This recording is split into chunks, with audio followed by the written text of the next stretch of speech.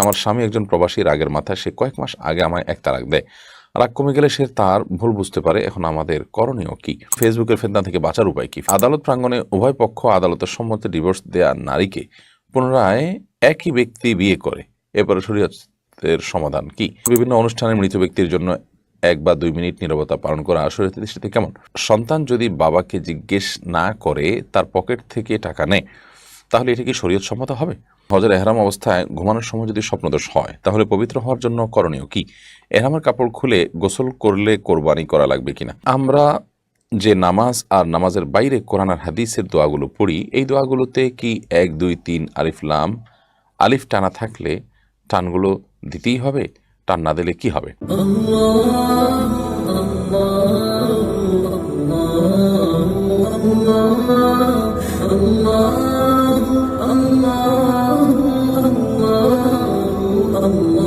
হজের এহরাম অবস্থায় ঘুমানোর সময় যদি স্বপ্নদোষ হয়, তাহলে পবিত্র হওয়ার জন্য করণীয় কি? এহরামের কাপড় খুলে গোসল করলে কোরবানি করা লাগবে কিনা? হজের এহরাম অবস্থায় যদি আপনি স্বপ্নদোষ হয়ে যায়, তাহলে সেক্ষেত্রে পবিত্র হওয়ার জন্য যদি ওই কাপড়ে নাপাক লেগে থাকে, কাপড়ে যে অংশে নাপাক লেগেছে সে অংশ আপনি ধুয়ে ফেলবেন। যদি কোথায় লেগেছে এটা আপনি চিহ্নিত করতে না পারেন, তাহলে সেক্ষেত্রে ওই কাপড় আপনি চেঞ্জ করবেন। কাপড় খুলে গোসল করবেন, তাতে কোনো অসুবিধা নেই। কাপড় খুলে গোসল করার কারণে আপনার আলাদা দম দিতে হবে না। আর যদি কাপড় খুলে আপনি গোসল করে থাকেন এবং সেলাই করা কোনো কিছু পরে থাকেন আবার এর মধ্যে, তাহলে সেক্ষেত্রে আপনার দম দেওয়া লাগবে। আমরা যে নামাজ আর নামাজের বাইরে কোরআন আর হাদিসের দোয়াগুলো পড়ি, এই দোয়াগুলোতে কি 1 2 3 আলিফ লাম আলিফ টানা থাকলে টানগুলো দিতেই হবে? টান না দিলে কি হবে? নামাজের মধ্যে কিংবা নামাজের বাইরে যে দোয়া পড়েন বা অনেক আয়াত পড়েন, সেগুলোতে 3 আলিফ বা 4 আলিফ যে টানগুলো আছে, সেগুলোকে 3 আলিফ 4 আলিফ টান দেওয়াটা সবসময় আবশ্যক নয়। এটি যদি না দেন আপনি, তার কারণে আপনি গুনাহগার হয়ে যাবেন। ব্যাপারটা কিন্তু সেই রকম নয় সমস্যাটা। আবার আপনাকে মনে রাখতে হবে যে হাদিস যখন পাঠ করেন, তখন সেক্ষেত্রে আপনার জন্য হাদিসের ইবারত মূল পাঠ করার সময় এই মদ গুনাহ এটা লক্ষ্য করা জরুরি নয়। মদ গুনাহ লক্ষ্য করা আবশ্যক হলো তখন যখন আপনি এটাকে আপনার কোরআন কারীমের আয়াত হিসাবে তেলাওয়াত করছেন, তখন অন্য হাদিসের মূল পাঠ কিংবা দোয়া যখন পড়েন, তখন সেভাবে তাজবিদ লক্ষ্য রাখা বা মদ গুনাহ লক্ষ্য রাখা এটা আপনার জন্য আবশ্যক নয়।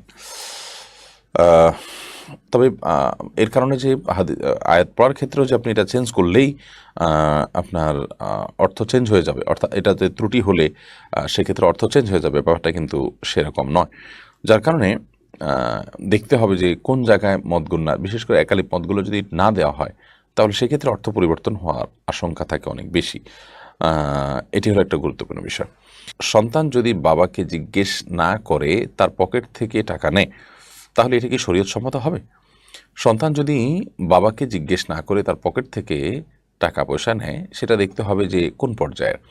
যদি সাধারণত ধরুন তার স্কুলে যাওয়ার পথ ভাড়া, তার প্রয়োজনীয় খরচের টাকা, যেটা সাধারণত সচরাচর বাবা তাকে দেয় এবং সে নেয়, বাবা জানে, কিছু বলে না, সে অতিরিক্ত নেয় না, এরকম একটা ব্যাপার স্যাপার বোঝাপড়া তাদের মধ্যে থাকে, তাহলে সেক্ষেত্রে অসুবিধা নেই। আর যদি এরকম বোঝাপড়া না থাকে, তাহলে সেক্ষেত্রে এই টাকা নেওয়ার পর তিনি লুকিয়ে নিচ্ছেন, তার বাবা জানলে তার রাগ করবেন বা অনুমতি দিবেন না, এরকম হলে সেক্ষেত্রে বাবার পকেট থেকে এভাবে টাকা নেওয়া জায়েজ বা তার জন্য বৈধ হবে না। ফেসবুকের ফিতনা থেকে বাঁচার উপায় কি? ফেসবুকের ফিতনা থেকে বাঁচার উপায় হলো, প্রথমত এটিকে নিয়ন্ত্রণ করতে না পারলে এটাকে থেকে সম্পূর্ণরূপে সরে আসা। আর যদি এটিকে নিয়ন্ত্রণ করা যায়, তাহলে নিয়ন্ত্রণ করার জন্য সর্বাত্মক চেষ্টা করা। যেমন দিন এবং রাতে নির্দিষ্ট কিছু সময় বের করে নেওয়া, যে এই সময়গুলোতে আমি এত মিনিট আমি সময় দিব, সকালে এত মিনিট সন্ধ্যায়, বা দিনের মোট একটা সময় আমি সময় দিব, এর মধ্যে এর বাইরে আমি কোনো সময় দেব না, সেরকম একটা টাইম শিডিউল করে নেওয়া যেতে পারে। সেটা যদি কোনোভাবে করতে না পারে, নিজেকে নিয়ন্ত্রণ করতে না পারে এবং বিশেষ করে গুনাহে লিপ্ত হয়ে যায়, বারবার কোনোভাবেই চেষ্টা করে পারে না, তাহলে সেক্ষেত্রে তার জন্য ফেসবুক বা ইউটিউব ব্যবহার করাই জায়েজ নয়। আল্লাহ তাআলা আমাদেরকে মাফ করুক এই ফিতনা থেকে।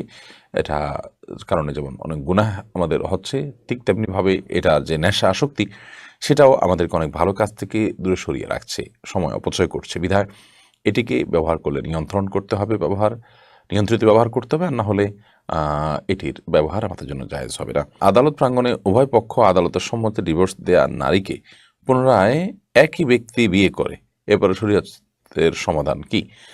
দেখতে হবে যে ডিভোর্সটা কিভাবে হয়েছে। ডিভোর্সটা যদি ৩ তালাক হয়ে থাকে বা ৩টা তালাক যদি হয়ে যায় থাকে, ৩টা তালাক হয়ে গিয়ে থাকলে এরপর আর তারা একত্রে বসবাস করার কোনো সুযোগ নেই। একত্রে বিয়ে করার তাদের আর বিয়ে করে একত্রে থাকার কোনো সুযোগ নেই।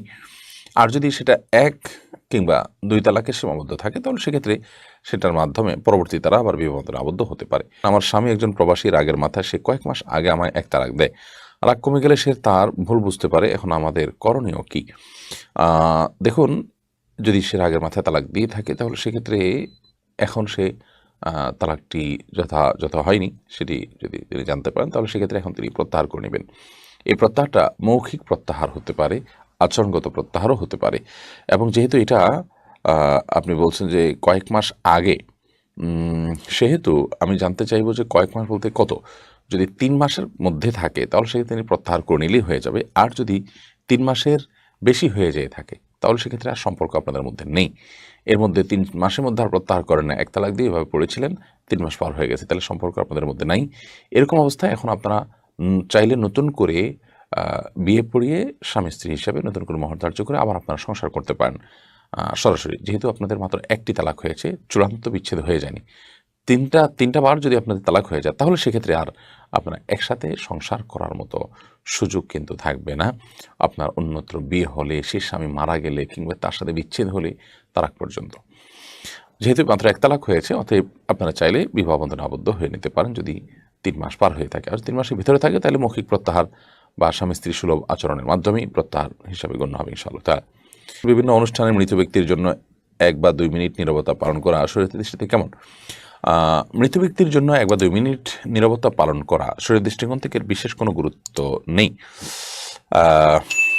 এমনকি আপনার এ ধরনের আনুষ্ঠানিকতা, আ এই যে ১ মিনিট অপেক্ষা করা, ২ মিনিট অপেক্ষা করা, এটা শরিয়াত তো বটেই, এমনকি যৌক্তিকভাবে এটা কোনো প্রয়োজনীয় কোনো কাজ না বা মানে কোনো গুরুত্ব পাওয়া যেতে পারে এই কাজে, সেরকম কোনো কাজ না। কারণ হলো আমরা এই ধরনের কাজ যে করি এই টাইমটাতে আমরা বরং আ মৃত ব্যক্তির জন্য আমরা যদি ইস্তেগফার করতাম, তার জন্য আল্লাহর কাছে দোয়া করতাম, সেটা মৃত ব্যক্তির জন্য অনেক বেশি উপকারে আসতো। বিধায় এ ধরনের নীরবতা এটা ইসলামী শরিয়ার কোনো কালচার না। আমরা অনেক ভিন্ন ধর্মের মানুষের কালচার নিজেদের গায়ে মাখাই, এটা তারই একটি। বিধায় এ ধরনের নীরবতা দাঁড়িয়ে সম্মান প্রদর্শন করা, এগুলো ইহুদি এবং খ্রিস্টানদের সংস্কৃতি। একজন মুসলমান তিনি এ ধরনের সংস্কৃতিকে নিজের সংস্কৃতি হিসাবে লালন করতে পারেন এবং এ ধরনের সংস্কৃতি তিনি গায়ে বা মাখতে পারেন না।